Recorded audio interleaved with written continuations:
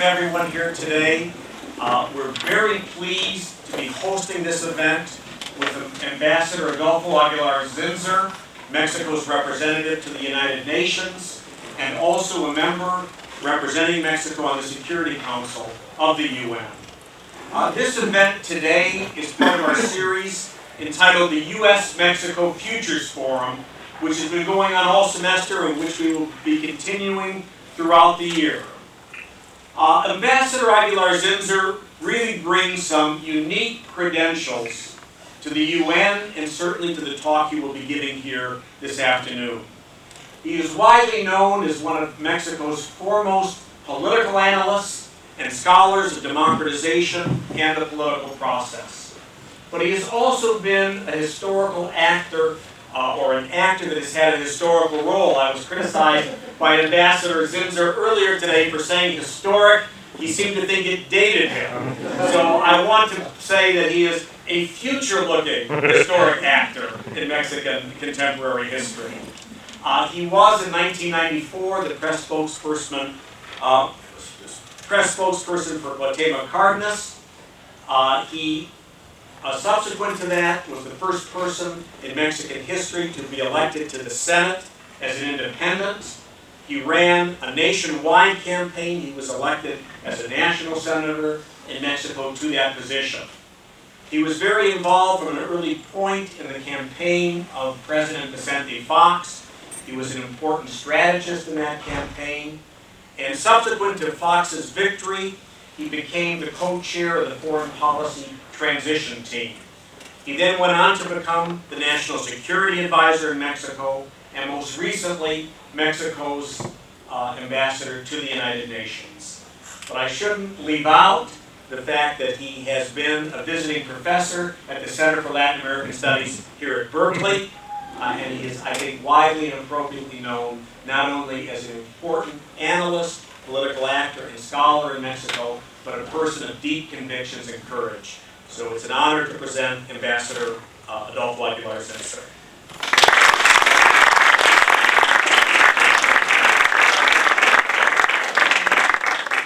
Thank you. It's great to be back in Berkeley. In 1997, I taught here. At the same time, I was a senator in Mexico. So I was speaking here in my lectures as a professor with all of the, enjoying all of the freedom that is legendary in Berkeley, and spending part of the week in Mexico in my public role as a member of Congress.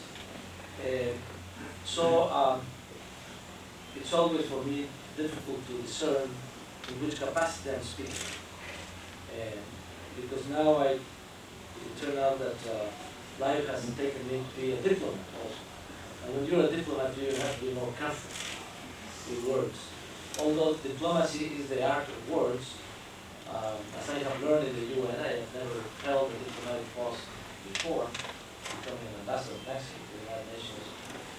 And as I have come to understand, words in the United Nations have a tremendous meaning that unfortunately evaporate as you leave the UN. Everything is so intensely associated in negotiations with words.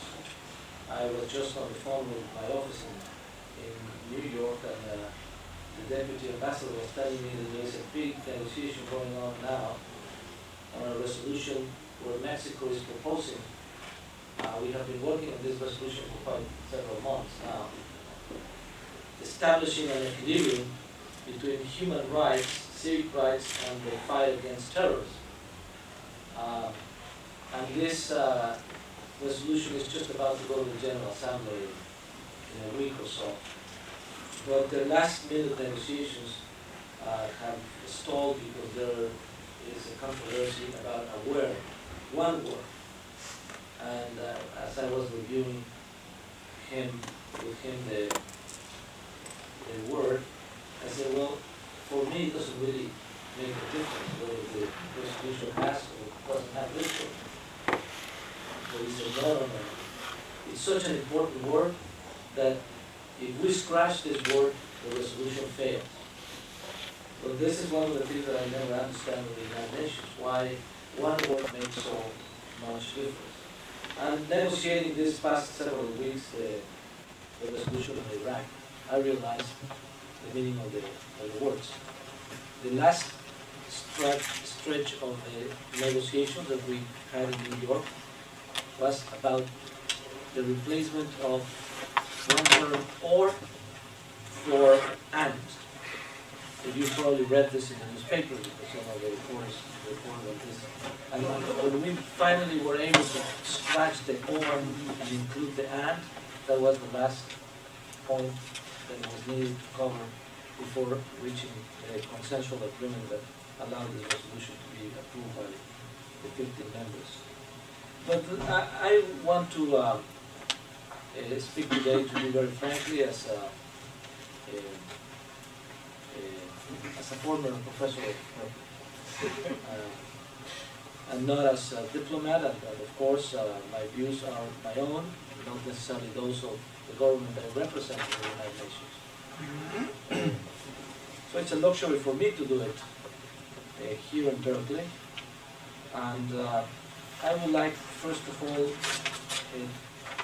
to go over the reasons and the circumstances under which Mexico finds itself in this unusually difficult, compromising, and largely uncomfortable position of being a member of the Security Council.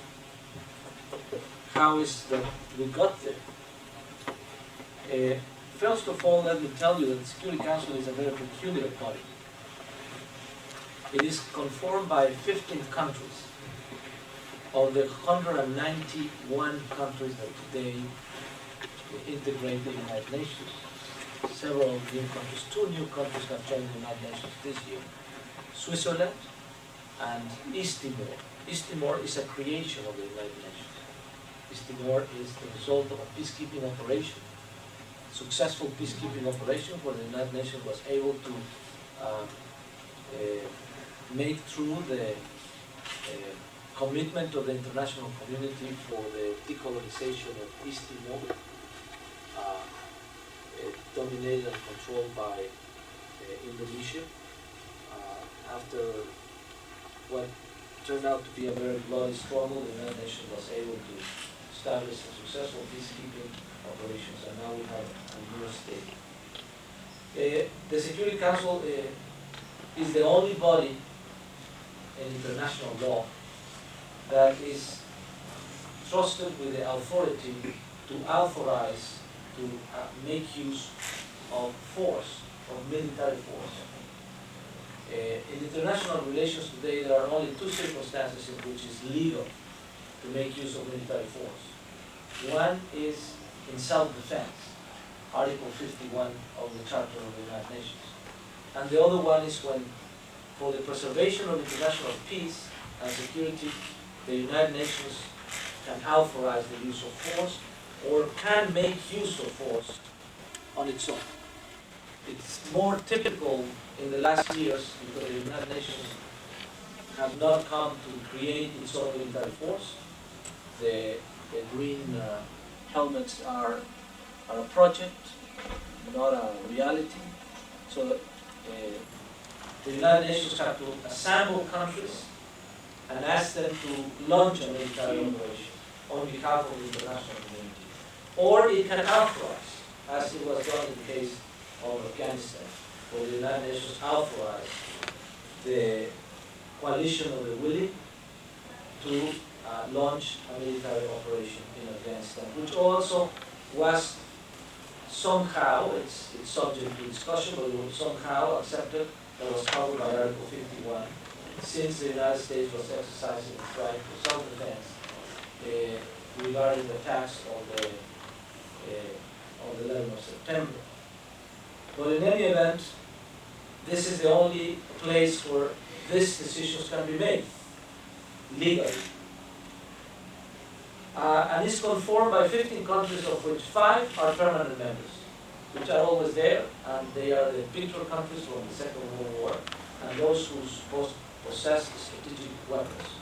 Russia, China, the UK, France, and the United States. And the other 10 members are elected every year. 5 new members come for a 2-year term. Mexico joined the Security Council in January, representing Latin America. There are 2 countries from Latin America in the Security Council, Mexico and Colombia.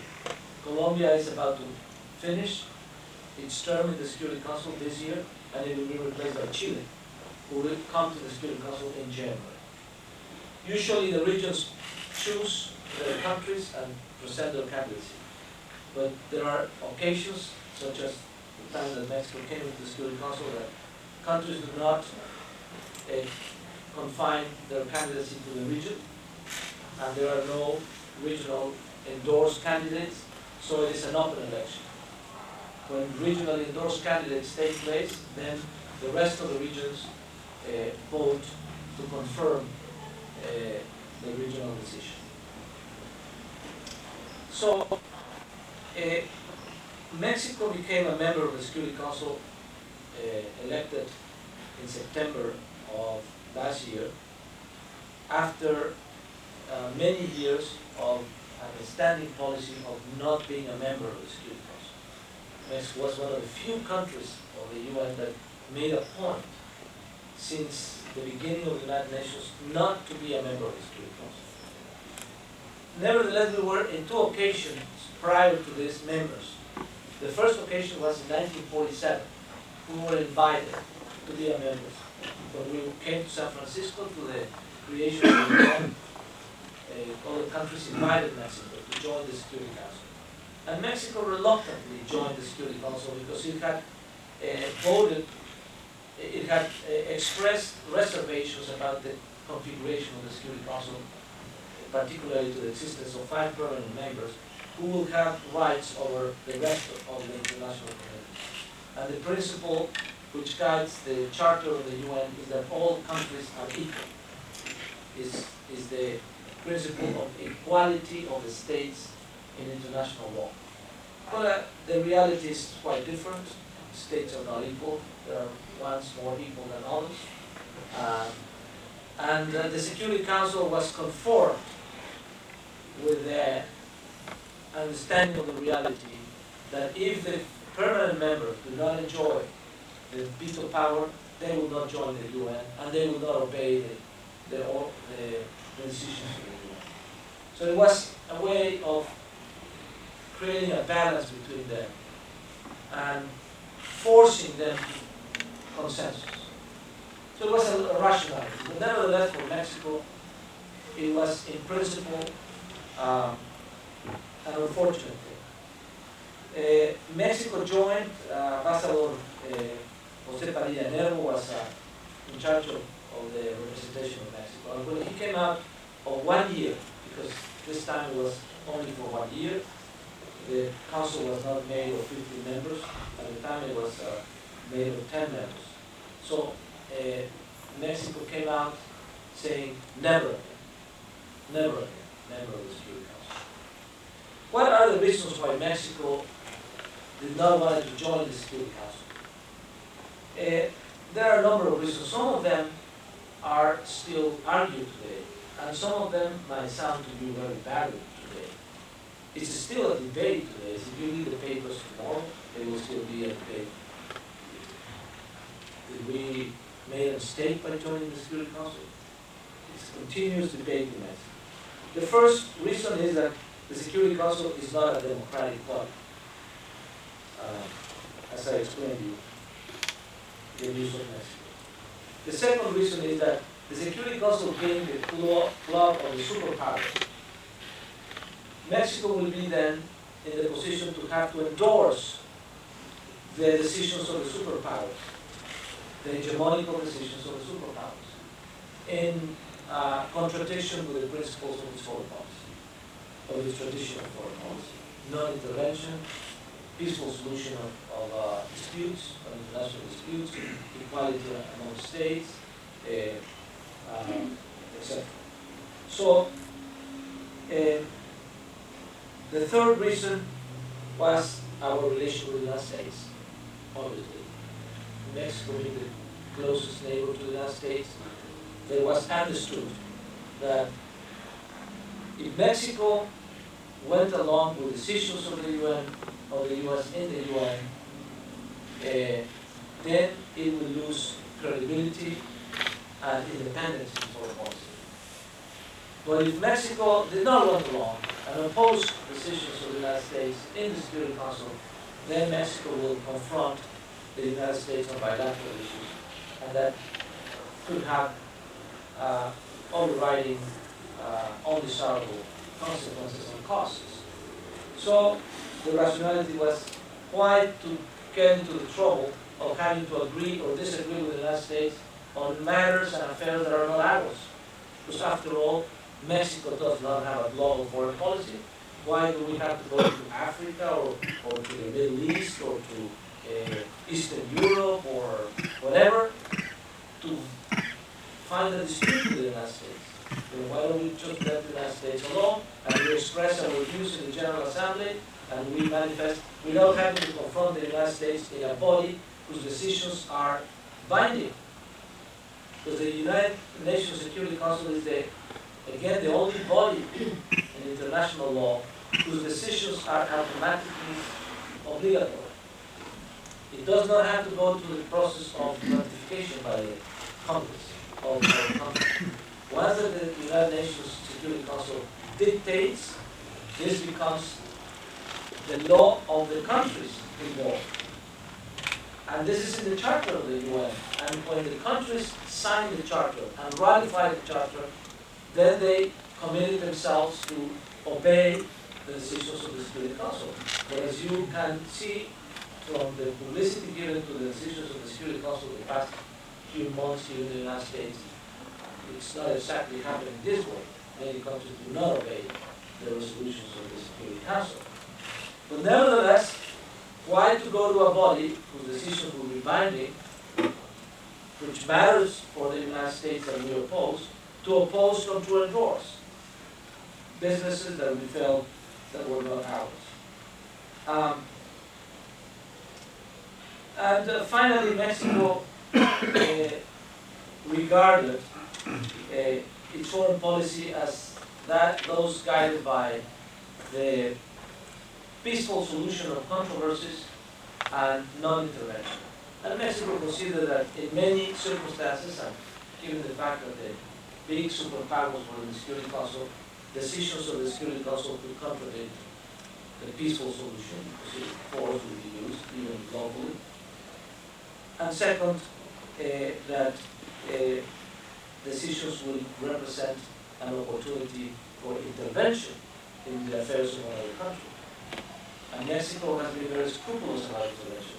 Today we even discussed, issues like how far can the UN go, for instance, in the Congo, the Democratic Republic of Congo, which is a country that is broken down and has to get very deep involvement of the UN to bring them together. Or in Afghanistan, where the UN for some time practically ruled the country. So those were the reasons. And Mexico maintained those reasons standing until 1981 and 82, when we became again members of the Security Council. But this was by accident, because Cuba and Colombia were disputing the seat of Latin America of that year in the Security Council. And the General Assembly could not make a sufficient number of votes to elect one overall. And there were rounds of votes going one after another, and neither one of the two, Colombia or Cuba, could get sufficient votes to be elected. So the Latin Americans got together and said, let's finish this tie vote with a third party coming to save the situation. And who could be that third? Well, that one that does not want to be in the Security Council. And that's how they proposed to Mexico. And Mexico became a member of the Security Council reluctantly again, not on its own desire, reluctantly. And we we had a very energetic, intelligent, and influential ambassador of the UN, Ambassador Porfirio Munoz, who had been a very prominent politician in Mexico. He is today the ambassador of Mexico to Brussels and to the European Union. And Porfirio Munoz really had an outstanding role in the UN. And part of that role was to get into several very open debates with the then ambassador of the United States at the Security Council, J. Patrick. So J. Patrick and Porfirio didn't really got along well. And that is a tribute to have had some costs in U.S.-Mexican relations. I personally believe that Porfirio did a splendid job in the UN. I am able to witness that 20-some years after being there and going to the historical antecedents of how Mexico behaved in the Security Council and the dilemma that Porfirio had to face, which are very much the same dilemmas that I have to face myself as being representative of Mexico there. But the debate reopened Mexico, and again it was decided that we will not seek another seat in the Security Council. A few days ago I was in my office and I received a surprise visit from former President Cedillo, who was in town in New York. And former President Cedillo said, I also had the opportunity to seek a chair in the Security Council. And I had received advice of my foreign minister, and I decided that we were going to look for it. But then the ambassador at the UN, Ambassador Manuel Tello, called me and said that he wanted to raise his concerns and objections to that decision before he could obey the orders received from Mexico that he should present the candidacy of Mexico to the Security Council. So he went to see the president, and after not a long conversation, he convinced President Cedillo that it was a very bad idea for Mexico to join the Security Council, and Mexico did not present its candidacy for that year.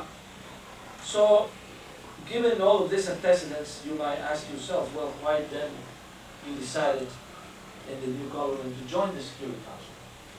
And what is what you are doing there? Sometimes I ask myself those same questions.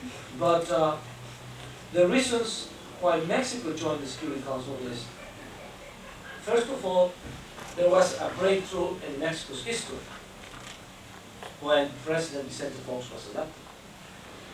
And although the most solid part of the old regime was foreign policy, right? On the basis of foreign policy that some level of consensus was maintained over the years in Mexico. If you look at Mexico's history before the fall of the PRI elections of the year 2000, you will see that almost every other aspect of national politics had become a matter of deep social and political controversy, and that there was no consensus in the country about social policies, about economic policy, especially after Mexico joining NAFTA. There was a lot of debate of where the direction of Mexico's economic policy was going, and a number of, on everything. But where there was least debate was in foreign policy. So President Fox considered that with a new legitimacy, reinforcement of the role of Mexico in the international arena would give Mexico a new voice, a much more clear, a much more assertive, and much more determined voice to influence world affairs in favor of peace, which had been the traditional aims of Mexico's foreign policy. Also, Mexico considered that we were entering a new era of relations with the United States, and that in this new era, we could disagree, maintaining our multilateral independence, or the independence of our multilateral foreign policy, without damaging severely the bilateral relationship because we have both countries reach new levels of maturity. Mexico had made already very strong commitments for this relationship, NAFTA being one, build a partnership with the United States, and that partnership was based on a new recognition of the maturity of the relationship. Therefore, Mexico could be a friend and at the same time could take an independent foreign policy in multilateral affairs. This is said more easily than it is done, but this is the theory.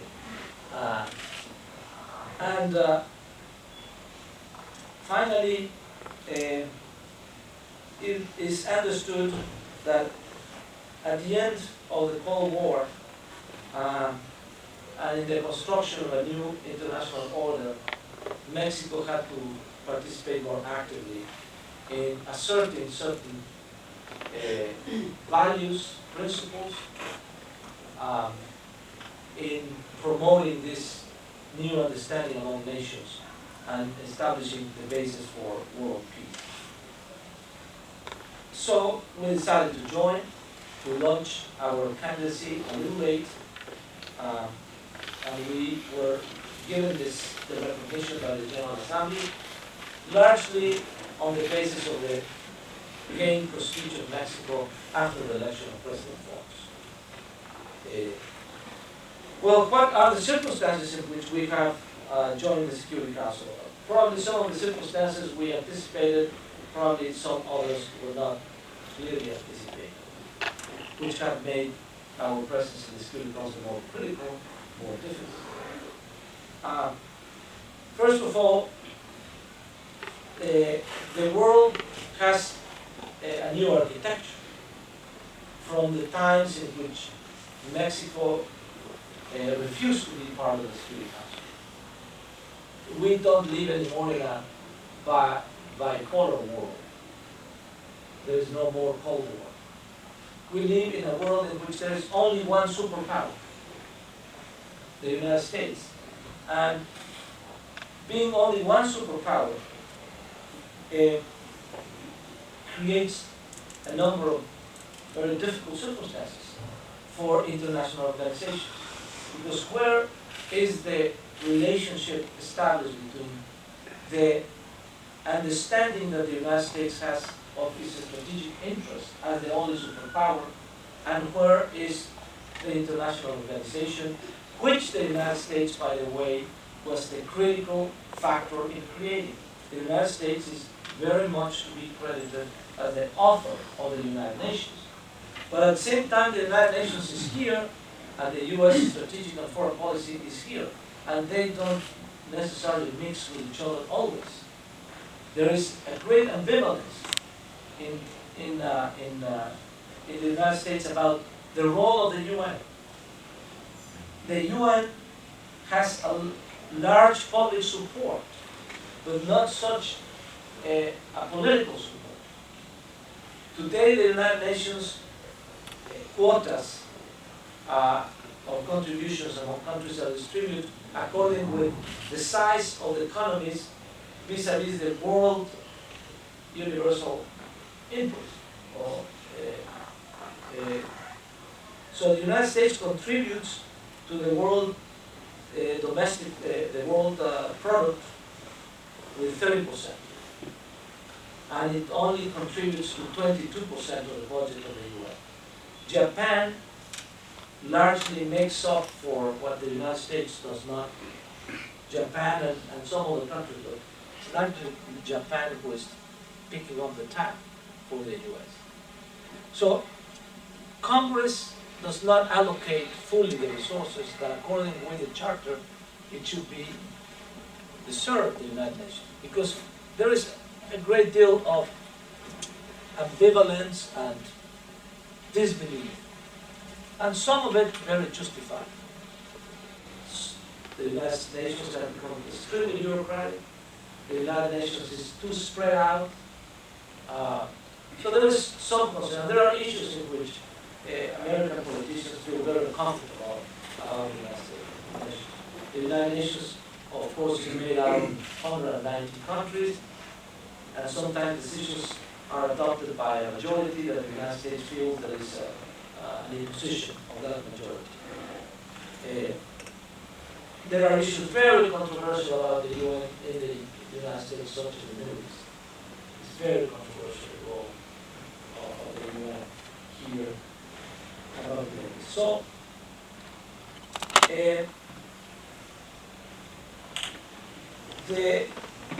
this is a factor that certainly has a lot of impact on how Mexico perceived its role in the Security Council, and is perceived by all the countries, because Mexico is perceived as the country that is closest to the United States geographically. And that raises expectations, and that creates certain circumstances, because we are, at the same time that we are very close neighbors, we are partners of the United States, but also we have different views from the United States on many issues. And all of this circumstance of the new place of the United States in international relations was dramatically highlighted after 9/11. And after 9/11, the environment changed drastically in the UN. We were addressing many problems in the UN, and all of a sudden, from day to night, the whole agenda of the international community is galvanized by security concerns. The first steps taken at the UN were very definitive. Most nations, and most nations sincerely, probably several not very sincerely, but most nations very sincerely consider that the attacks on the UN on 9/11 were attacks to the whole human community. That it was not to be attributed as strictly an attack on the United States, which were those who suffered, but that we all have to assume that this was an attack on everyone, and that everyone will suffer the consequences of those attacks, and that we all have to be part and responsibly responding to those attacks. And that was widely accepted in the UN. As a matter of fact, the Security Council met and approved very swiftly, with no much debate, a resolution drafted by the United States and by UK, 1373. That is the first resolution in the history of the United Nations Security Council that it is obligatory for all of the states. Because most of the resolutions of the UN Security Council are targeted to individual states. There is a war in the Federal Republic of Congo again. The United Nations issues resolutions that are applied to those involved in that specific war. Or sanctions applied to Sierra Leone diamonds, flood diamonds. This is specifically for that purpose. The only resolution that the UN Security Council has taken that is applicable to all countries, members of the UN, is 1373, creating obligations to fight terrorism. And there is a committee on the Security Council that follows the compliance of that resolution and asks the states, what have you done? How have you changed your legislation to detect movements of monies directed to terrorists? And it has been a successful action of the UN. But assuming that this was an attack on all of us, gradually the debate reopened, because the United States decided to launch the war against terrorists. It sounds very definite, but it is in fact very euphemistic, because this is a unique war. It's like war against poverty, or war against AIDS, or war against child abuse, or who are you fighting this war against? Where is the front line of this war? With which means do you fight this war? What are the instruments? So when all these questions begin to rise, it was clear that the United States did not necessarily assume that the war against terrorism was to be conducted in an understanding with all of the nations. But it was going to be conducted under the command of the United States, and it would be the United States who would define the scenarios of war, the means and instruments to fight this war. And when this war will be decided in multilateral mechanisms and when will be decided by bilateral mechanisms. So this has raised a number of very important concerns, and important concerns that are critical for the role of Mexico in its foreign policy. What is the role of diplomacy in international relations and in the fight against terrorism? What is the role of multilateralism? And ultimately, what is the role of international law? Where human rights and civil rights are to be placed? Those are questions increasingly debated at the UN in relation to this war. And so, from that perspective, Mexico's role in the UN has been redefined as being part of the Security Council in terms of, first of all, Mexico not having a strategic interest, but having diplomatic and moral and legal interests. Mexico does not have geopolitical or strategic interest in the affairs of the Security Council. We don't have companies that are exploiting natural resources in Africa. We don't have investments in the oil of Iraq. We don't even have an embassy in Iraq. We do have diplomatic relations, but we don't have a sitting embassy there. So why is Mexico involved in all of these affairs? What are the interests of Mexico? Well, first of all, the interest of the UN. Mexico wants to consider that its role is to support the institutional role of the United Nations as the representative of all of the countries. Mexico has to support international law, has to maintain in vigor international law, or try to maintain it. And finally, that our values on how the international system should behave goes to Mexico defense. Finally, let me say a couple of words about how all of this plays in Mexican politics, because it's increasingly more important. Mexico has taken new stance on foreign policy after President Fox came to office.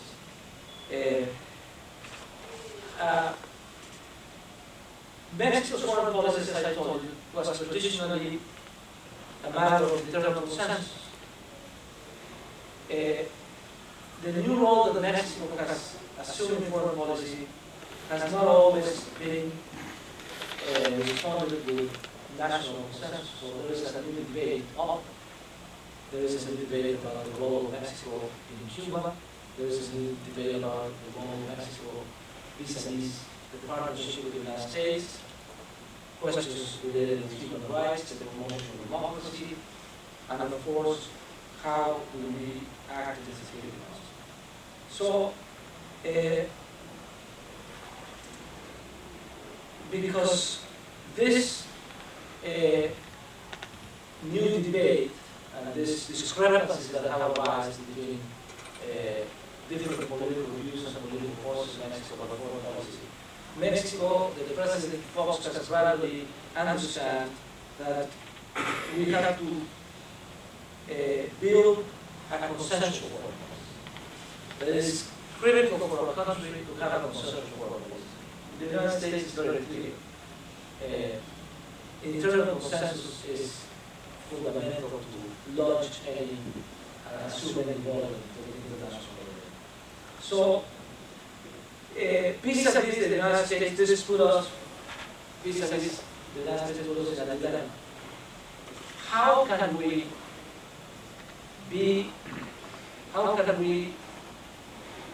disagree with the United States in the UN without coming to a confrontation? And how can we agree with the United States without losing national dignity? This is what we have to figure out. The agreements have to be based on the merits of the case, and we have to be able to argue that if we agree on something with the United States, it is because it's the right thing, not because the United States is asking us to do it, or is forcing us to do it. And if we disagree with the United States because it is not the right thing according to the Mexican rules, we have to disagree in such a way that we do not enter into an open confrontation with the United States. So this is the whole dilemma, the whole trick of today's Mexico diplomacy in the UN and in the Security Council. I will finish here and let you ask the specific questions about the various issues that I'm sure you will know. Thank you.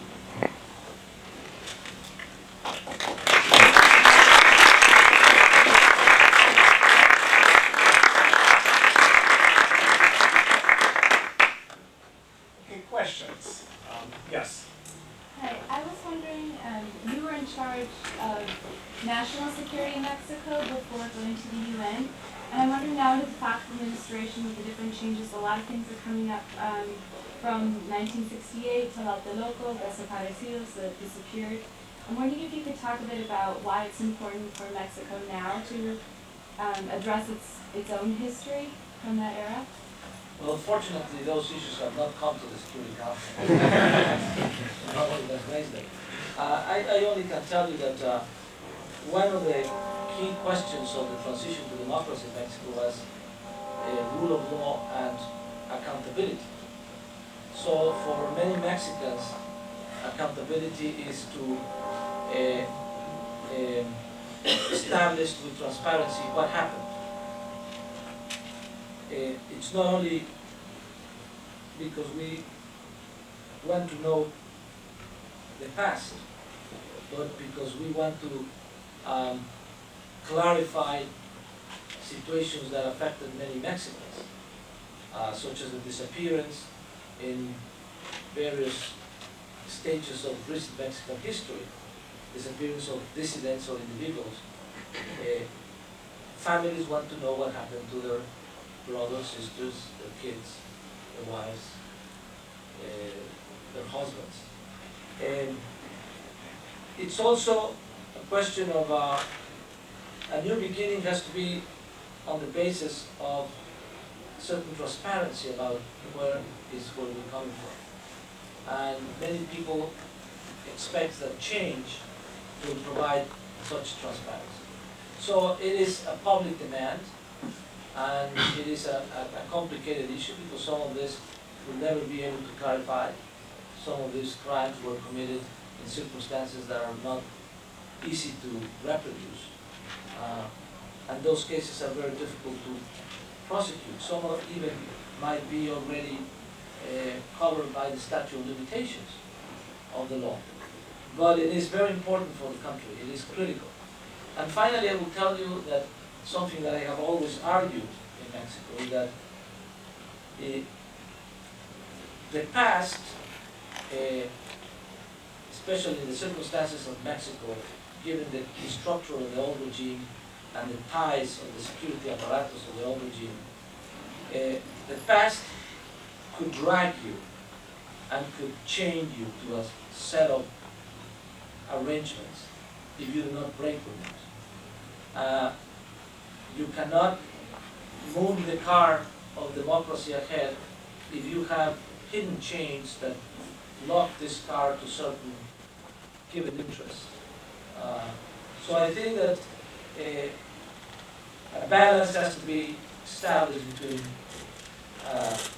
sane inquiry into the past and an obsessive inquiry into the past for the sake of revenge. And I think the President folks have made it very clear. We are not seeking revenge. We are really wanting to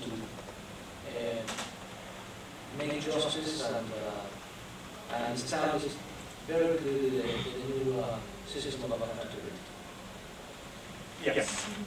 I think interested in oil. I'm wondering if you could talk about how oil has figured in, or how it did figure into conversations in the Security Council about the Iraq resolution, how it figures into, within Mexico conversations about that, and then whether or not there has been a discussion between the United States and Mexico about securing Mexican oil supplies in the event of disruption in the Middle East.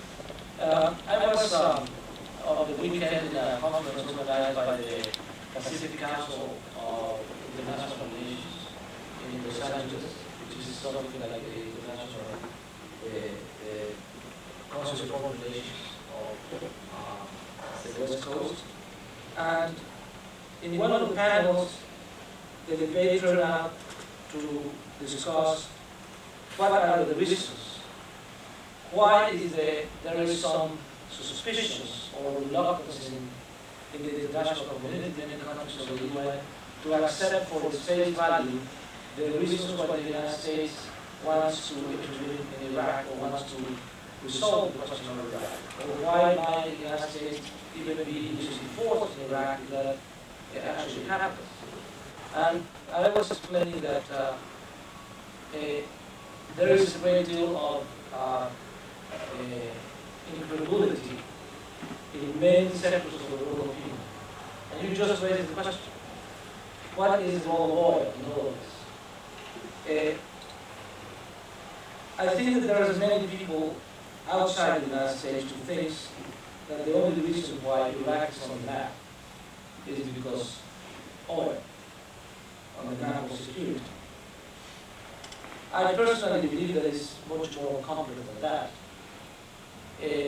But I can tell you that oil has not been an element of specific discussions in New York. It ought not to be. In New York, we work with diplomatic matters related to the legality of the actions that are taken in Iraq. First of all, inspections. But I cannot tell you if in the direct discussions that are taking place bilaterally between authorities of our respective countries, those questions might have arisen. I don't know, particularly in the case of some countries that might have a specific interest in the region. For example, Mexico does not have, as I indicated, any oil-specific interest. In Mexico's interest in oil will have to do with how the prices of oil will behave if there is war in the Middle East or in Iraq, and what will happen to the international oil market as a consequence in the future. But I think that you have to consider that Iraq, most of Iraq's impact, one way or another, on the oil market has been already discounted by the anticipation of events. Iraq is not exporting a lot of oil anymore. It is exporting one fraction of what it used to export in the past. And that has been covered by, balanced out by other supplies of oil. Iraq's oil is embargoed by the United Nations. Every cent that is received for export of oil from Iraq goes to an export account created by the United Nations, and it's the United Nations who decides how this money is going to be expended according to the resolution that links oil and food for Iraq.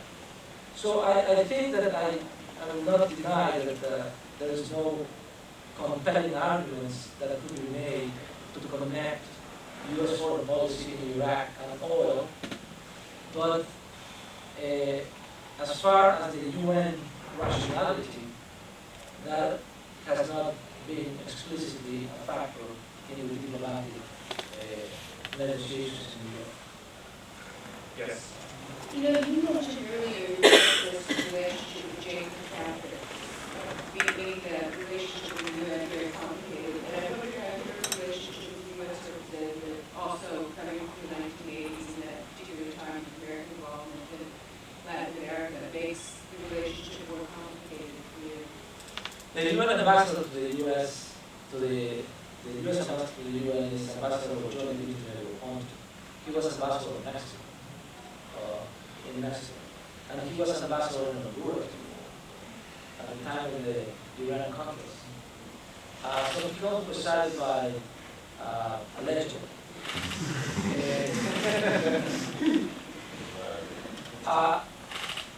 I met him for the first time when he was on his way to Mexico City, common friend to introduce me to him. I was at the time in Washington.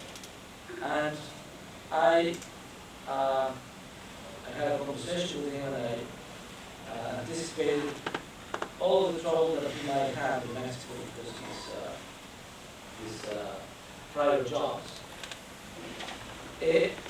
4 years after, John left Mexico, and I wrote a column in a Mexican paper saying, John Negroponte has been, to my knowledge, one of the best ambassadors of the United States in Mexico.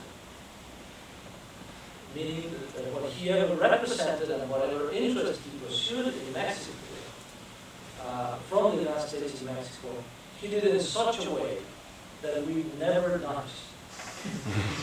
So we don't know if he did anything that was controversial or extraordinary in relation to all the things that he did elsewhere. We never knew. This phrase of this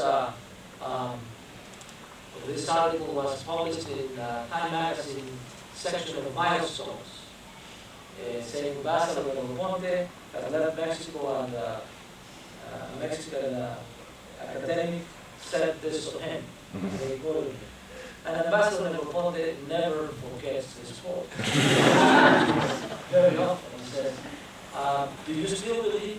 He said, yes, John, I believe it. And I think it will have to go 30 years before you tell us what you did in Mexico. He is very sober. He's a superb diplomat. And he was one virtue that is remarkable for a U.S. diplomat.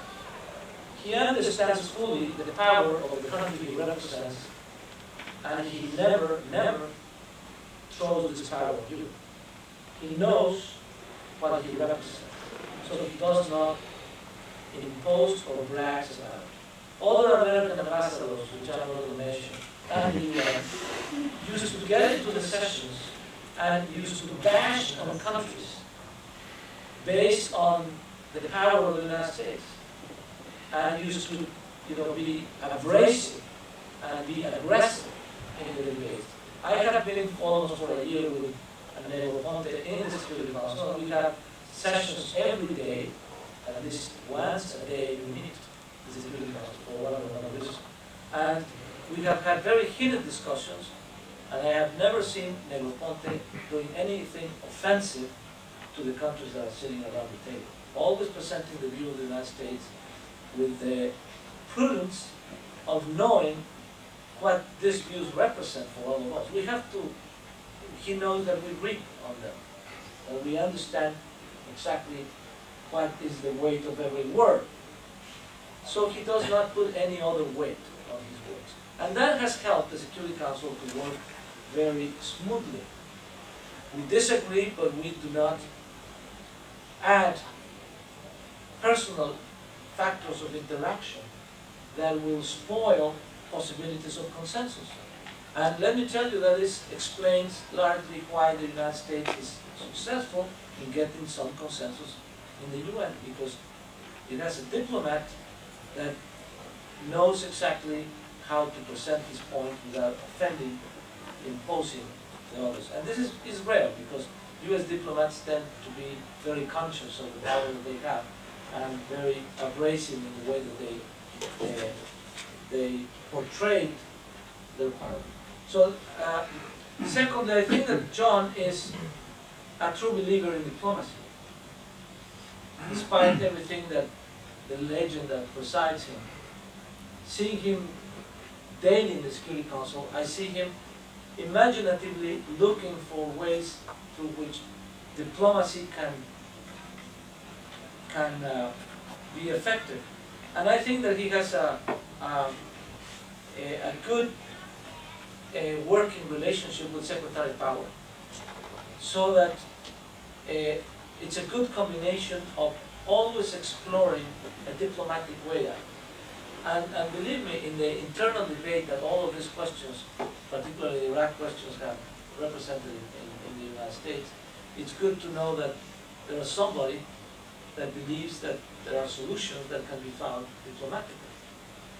And I think that John is a true believer on diplomacy, and I think that helps a lot the United States' role in the Security Council.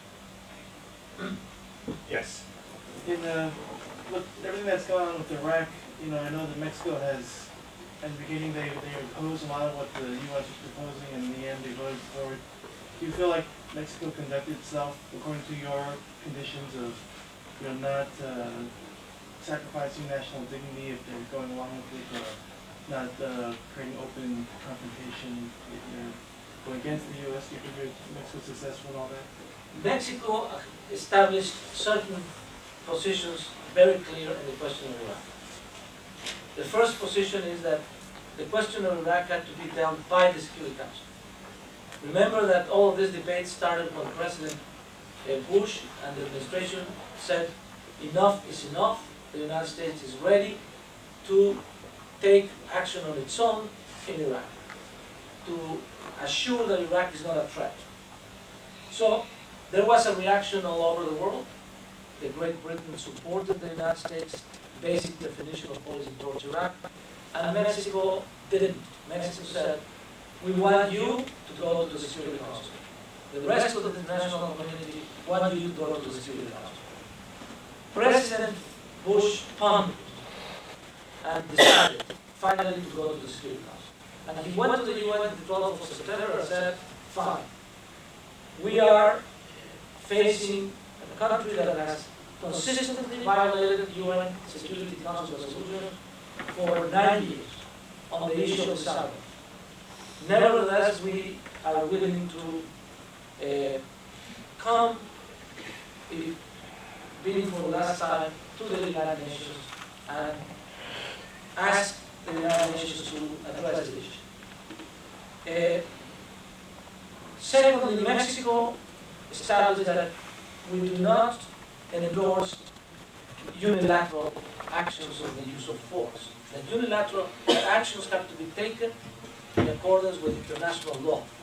And international law establishes that actions are to be taken when there is a recognizable threat to international peace and security. So Mexico said the way to recognize what is the threat to international peace and security is to have the inspectors going back to Iraq. And the inspectors determine what is the level of threat represented or not by the existence of or not of arms of mass destruction. So the second demand of Mexico as member of the Security Council was the return of inspectors. Thirdly, Mexico considers that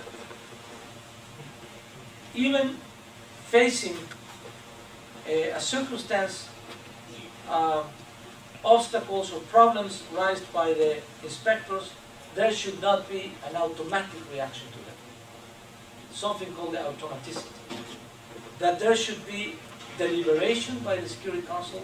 The Security Council should value the circumstances and the merits of the case and should determine the action that ought to be taken. Why is this? Well, the Charter of the United Nations establishes when there is a threat to international peace and security, actions have to be taken, but not always the use of force. Actions can range. And so that decision has to be made by the Security Council. It cannot be made by one single state. So that also was established by Mexico. And finally, Mexico established that it was the process of inspection itself what has to determine the actions to be found. All of this we discussed it, we debated, and we work inside the Security Council to get a resolution that reflects that. The original resolution drafted by the United Nations, by the United States, was not the resolution we approved. Not at all. Fundamental changes were made along the way. The United States had to compromise. We also had to compromise. But the compromises were along the lines of what we thought that it was a reasonable action to be taken by the UN, which is the return of the inspectors under a new mandate, and the return of the inspectors to determine what is the existence of weapon of mass destruction in Iraq, that be reported to the Security Council, and then the Security Council will decide the next step. The United States does not fully agree with all of this, but that's what is on the resolution. The resolution establishes very clearly that it is inspectors who are going to go back to Iraq, and we were not fully in agreement with how the United States wanted the inspectors to go back to Iraq. In the original draft of the resolution, the United States said inspectors have to go back to Iraq armed. It has to be an intrusive armed inspection. So that the United Nations will arrive, and if it needs tanks to go to the sites, they will call countries to bring the tanks and open up the doors for the inspections to be taking place. The United States asked for the inspectors to be accompanied by representatives of the 5 permanent members, so that it in fact will not be a UN inspection. It will be an inspection of the US plus the other countries, but particularly the US, so that they will be physically there to conduct the inspection. Thirdly, that all the information that will be provided to the inspectors by countries, like the US that has a lot of evidence, will be in 2 ways. That the inspectors will report back to the country that provided those information. We took everything out of the resolution. How we did it? We worked with Hans Blix. We went to Hans Blix and we said, what is acceptable to you, Mr. Blix, of the conditions of the inspections? And we worked very closely with Hans Blix, and we determined what was acceptable. And Hans Blix said, under these terms, I see as a good thing that we enforcement of the resolution for me to go back with a new mandate. But I don't want this new mandate to be an intrusive mandate, so that, because he said, if I go with arms, if I go with armed guards, and there is an incident on the road, and there is a confrontation between UN armed guards and Iraqi troops, that's war. You don't even have to get to the inspection site, that's war. So he said, why do we want to give so much opportunities to war, when we can conduct inspections on the basis of the principle that is established? And what is the principle? The principle is that inspectors have to be given access unrestricted at all times and to every site. So that unrestricted part provided for all of the what's needed by Hans Blix. If there are restrictions, then he will report back to the Security Council, and the Security Council will decide what to do, depending on the restriction. But at this point, for Iraq to put restrictions, it would be rather serious, as you might imagine. So Hans Blix said, why do I have to arrive with an armed guard just to provoke this? So the resolution we got was not the resolution the United States wanted. Was the resolution that we, all 50 members, including the United States, agreed that we wanted to be this resolution. And this was a success for all of us, because it was a success of diplomacy. And thanks to the diplomacy, we had a chance today of finding, you might think this is a slim chance, but it's a chance. Because if these inspections work, there will be no war. There will be no reason for a war. Because if the objective, as stated by President Bush, is to fully agree, is to disarm Iraq of arms of mass destruction, we fully agree with that. If that's the objective, and that can be achieved by inspectors, then there is no need for war. Do you feel that you disagree with the U.S. in a way that doesn't create too much confrontation with the U.S.? I think we disagree to the point of agreeing, finally reaching an agreement. And that's why I tell you that the United States did move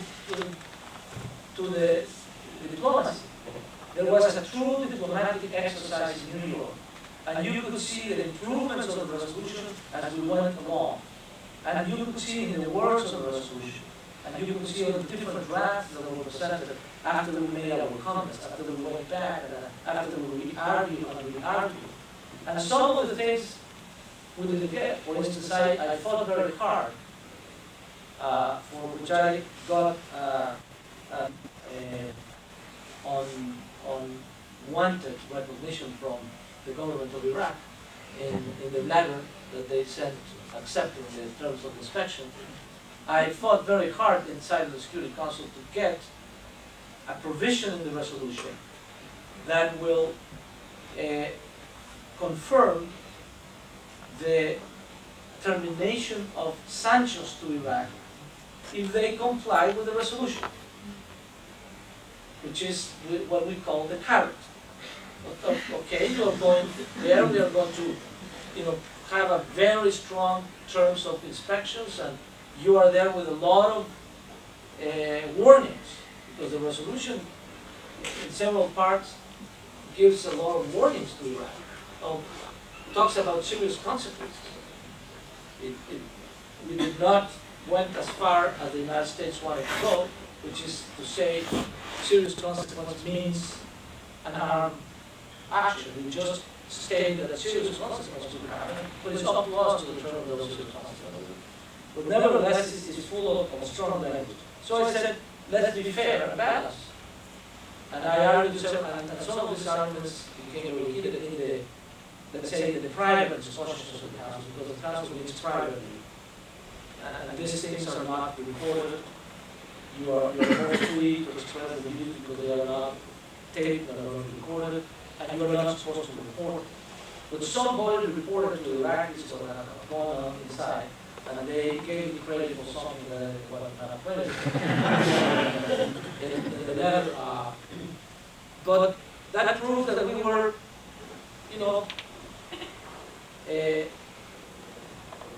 negotiating.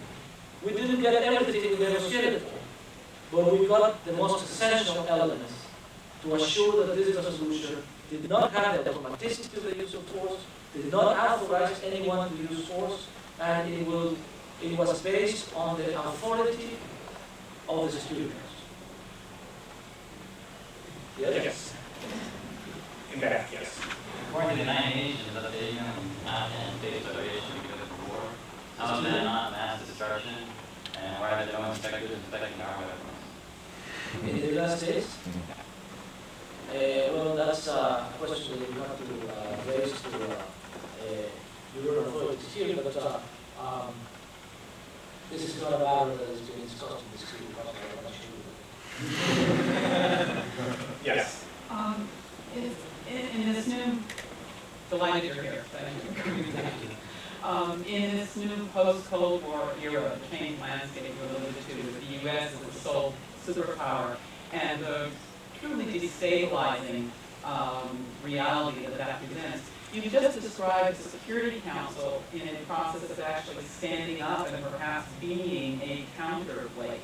Do you see that as an emerging role for it, and how do you see? Hopefully. The United States crafted its policy in the post 9/11 as in very harsh terms. The United States says, you are with me or you are against me. It has been portrayed in that way. We believe that that was done actually during the Cold War, in the bipolar system. You are with me or you are with the other. But here today we don't see the situation quite that way. And what the UN can do, and what the countries like Mexico can contribute in the Security Council to do, is to build a middle ground.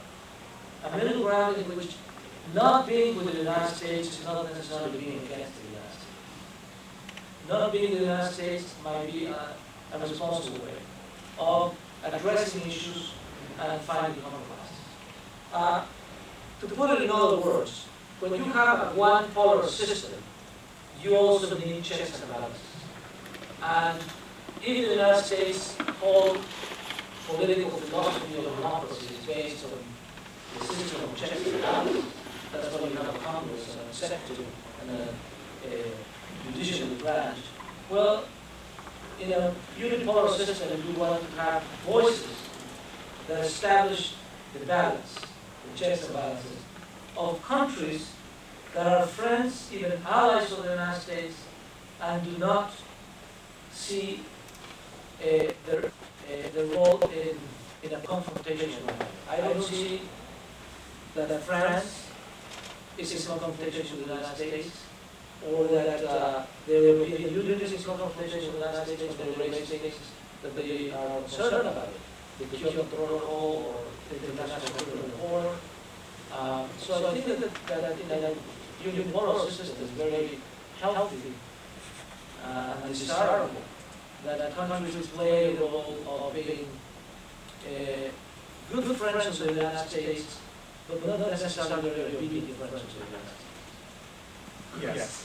It is two questions on the debate, but from the Mexican perspective, although the debate about being part of the Security Council, there's the sense that a lot of political capital have been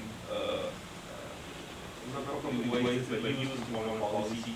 What has been the gain for Mexicans of the new foreign policy? I'm thinking about both this civil factor, the security role in the Security Council, but also the change in the situation between Cuba was a lot of political capital wasted, probably no benefit for Mexicans, even though we don't have any such interests abroad.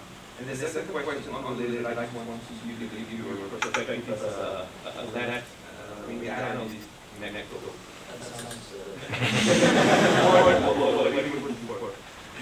Would you identify, say, Fox's government as a transitional government?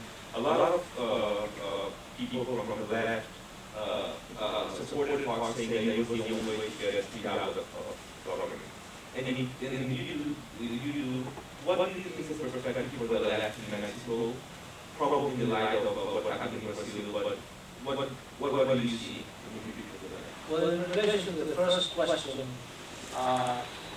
the Cuban issue is not either the Security Council.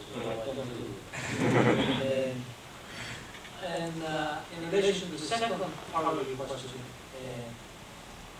the government of Fox is a transitional government. It is simply a transitional fact. Because after 70 years to preside over the country, as a result of an election coming from the opposition, it represents a change. What is the extent of the change that can be done by the transitional government? That is a matter to be resolved by the historical process in which we are involved in Mexico. But certainly without Fox, and without Fox having conducted and exercised the leadership to make this transition viable and peaceful, Mexico will have faced probably very serious consequences in the attempt to take this change or enact this change. So I think that the first part of the transition is already a success, which is a peaceful transition, and a transition in which now the process is up, and the political process will be governed by new rules of transparency and democracy, and it will be on the basis of how the different forces accommodate, and ultimately how they relate to the citizens that the new architecture of Mexico will emerge. We don't have a new configuration of Mexico. We have a transitional process. We don't know what's going to happen with the political parties that will emerge from the transition. We don't know what's going to happen to the political parties that have been born after the transition, and that will be presented for the first time in elections next year on the midterm elections. So Mexico will look very differently from what it looks now in the 10 years. and it will be the result of how each one exercises leadership, what process of alliances take place, what mergers occur. And the left has to be very aware of this. The left, for the many years, had the idea that change was only going to be possible in Mexico through the left. Either originally through a process of mobilization, even the violent process for some sectors of the left, including the latest vision of the Zapatistas, or the democratic process, as Cuauhtémoc Cárdenas and the PLA represent. But there was the idea that a true change in Mexico would not take place until the left takes power. Well, a true change in Mexico took place in a different direction. And now the left has the opportunity, like every other force, to present the substantive changes they want to see happening in Mexico after this transfer of power has taken place and this new arrangement is emerging. And I do think that there is a natural, necessary role for the left, or the so-called left in a country like Mexico, as it is before in Brazil. Mexico is a country of immense inequality. Mexico is a country of social tasks that need to be fulfilled.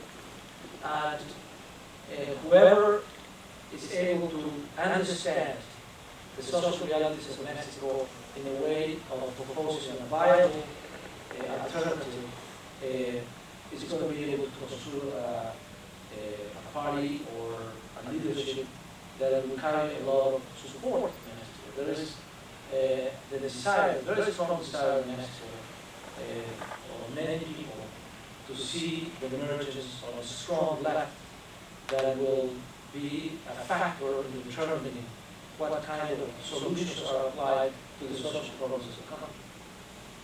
Yes. You've done a beautiful description of the victory of diplomacy regarding Iraq. My very simple question would be, what's next? And that has some elements that I would like you to address. One, you made an allusion to the fact that something was in the resolution and the US might see it in another way. So what is that about? There is an important that I've never understood a material breach, famous two words, if I'm not mistaken. We are seeing in the newspaper that there is a military buildup. How do you view that? Thinking of the resolution you voted. And if I read the newspaper correctly, but maybe in my glasses, I see that there is still a possibility of the US going alone. So what would be the importance of the US going alone into a war in Iraq after the victory of diplomacy in the security council? Well, the very point of controversy remains, and it was not resolved with the resolution. And the success and the victory of diplomacy was to escape the fatal definition of the problem, or the resolution of the problem. What is the problem? Is that the United States considers that it has today authorization to use force in Iraq. The United States believes that they have an authorization to use force in Iraq, and that has been plainly expressed by politicians. I'm not going to explain you because it's a very complicated, but I think it's a crucial part of what happened inside the Security Council and of the role that Mexico and other countries play in defining the issue inside the council. But the contention of the United States is based on the notion, first, that the authorization has been given by the U.S. Congress. And that when the U.S. Congress authorizes its government has a legitimacy to use force that is beyond any other consideration, including the considerations regarding the statutes of the United Nations.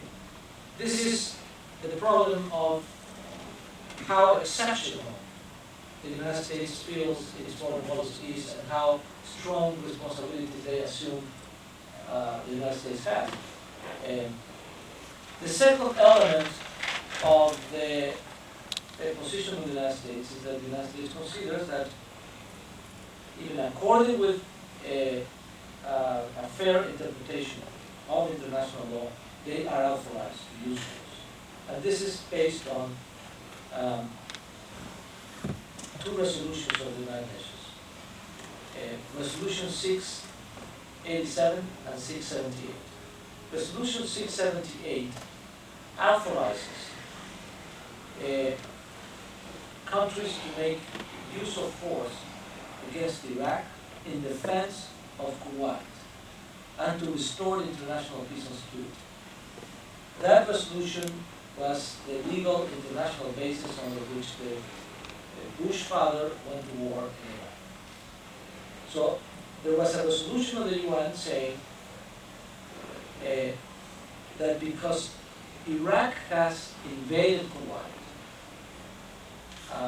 the United Nations calls upon certain nations to come into the defense of Kuwait and liberate Kuwait and to restore international peace in the region. Then came Resolution 687. And Resolution 687 says that a ceasefire will be produced when Iraq accepts the conditions of that resolution and notifies the United Nations of that acceptance. So the Secretary General informed the Iraqi authorities of the resolution and demanded the acceptance. The Iraqi authorities responded, and then the Secretary General informed that the Security Council has declared the ceasefire. So the United States considered that that declaration of ceasefire has ceased to be in effect because Iraq is in a material breach of its obligations regarding that same resolution. My country does not read things that same way, because in order to determine that the ceasefire is not anymore in effect, a decision of the Security Council has to be made. The Security Council is the legal body, the only legal body that can establish that there is not anymore a ceasefire. If you have a case of a contract that has been broken, and this contract is governed by certain rules, and in the rule says that the contract is enacted because some authority declares that it's valid, and that same authority has to declare that it's not anymore valid. So I cannot just simply say, because I think that the contract has been broken, I will go back and make the use of force as authorized in the first resolution. Because the first resolution was authorized for certain circumstances, which do not exist today. And if a new use of force might be established, it has to be established on the basis of the new circumstances. And it has to be the Security Council who has to declare that there are new circumstances, and that on the basis of the new circumstances, a new authorization of force is rendered to the same or to other states in order for them to do certain particular job that the Security Council has to define. In the first resolution, the Security Council defined the job in two terms, in the 678. Liberate Iraq and restore international peace and security. Today, the Security Council will have to do the same. It will have to say, it is in order to assure that Iraq does not possess weapons of mass destruction and does not threaten international peace and security. But it cannot say simply restore international peace and security, because technically the international peace and security has not been broken in the region. It is the danger that might be broken, but it's not broken. So how can you go back to restore something that has not actually be important. And this is another debate that we have in the Security Council about the legal terms of the resolution. So, we remove whatever was interpreted as an automatic authorization for the United States to use force under this theory from the resolution we approved. Nevertheless, the United States declared the same day that nothing in the resolution forbids the United States from using force on the basis of the interpretation. But it's not anymore the interpretation of this resolution, it's the interpretation of these other two resolutions that I alluded to. But on the other hand, also, the United States says that they do not feel that they have, that the resolution has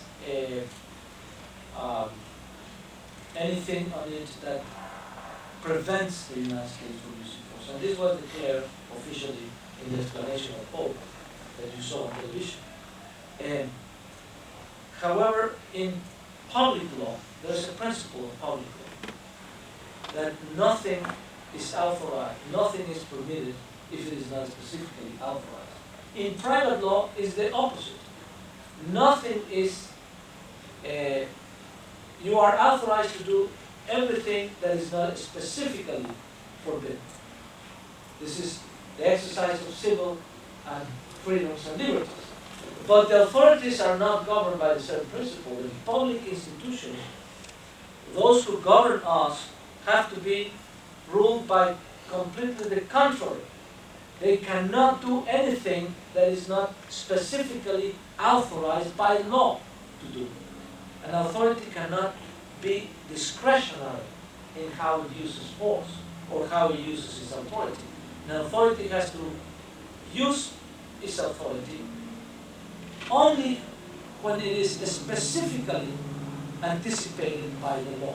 Then it can do it. So, it's true, nothing specifically says that the United States cannot make the use of force, but there is no authorization for the use of force, and that's the key to understand this resolution. So, it's not that the United States and us are interpreting the resolution the same way.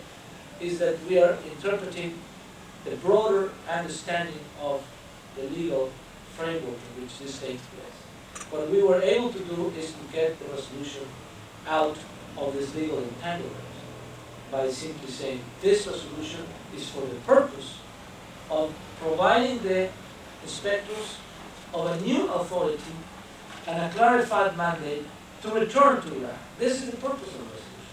And to anticipate that if there is any violation, first of all, the violations will be reported to the Security Council by the inspectors.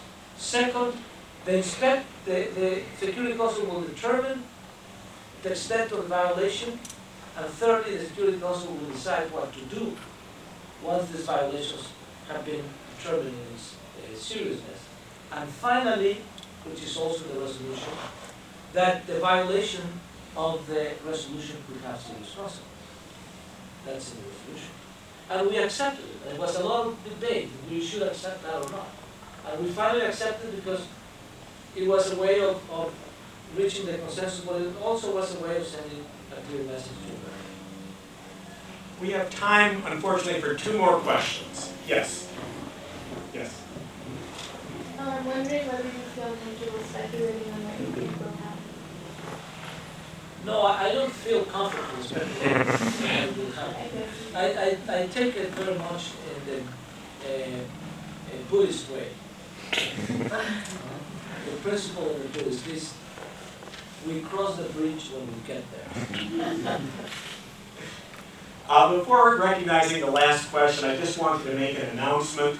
The center has another event this week in conjunction with the Consulate of Mexico in celebration of the Mexican Revolution that will take place this Thursday night at 7 p.m. and it is a showing of the film The Last Zapatista. And today, so where are we having this event? In Kroger. 160. 160. And who's the last Bautista? We'll unveil that after the event. So, the director will be at the film 7 p.m. in Kroger 160 this Thursday. So we have one more question. Yes. Okay. First of all, I would like to say that I think the play that you have, the role that you have played in the Mexican transition in this last election was very outstanding from the point of view of the society around. Thank you. Second, I have two questions for you.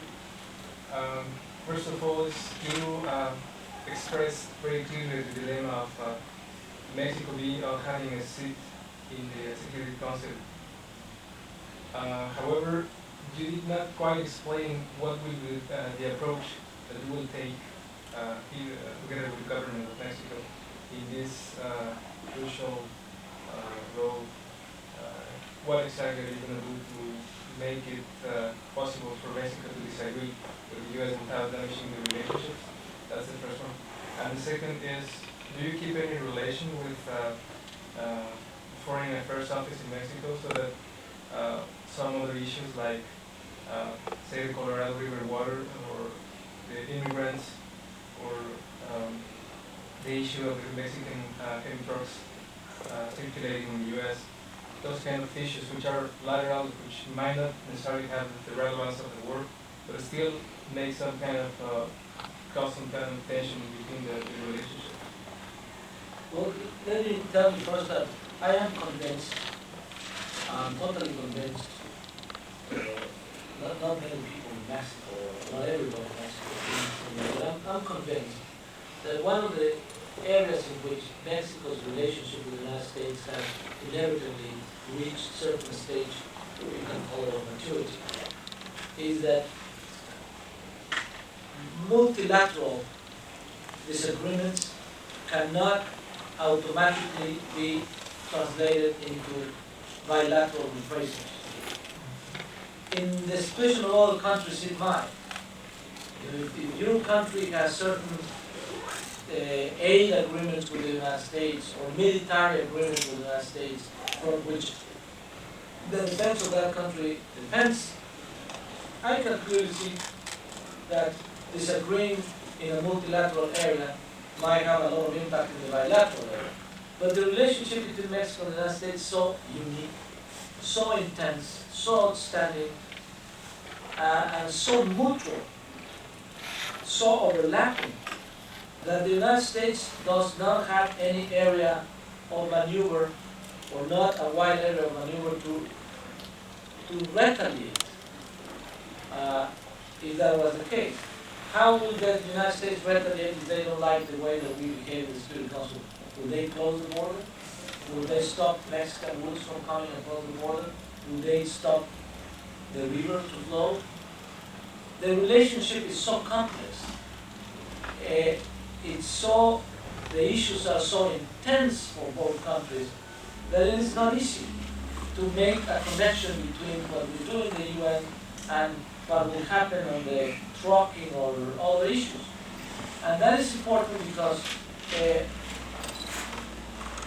we can maintain these two areas of the relationship quite on their own and on their own strict merits. So I can tell you that my instructions and the way that I do my job in the UN is not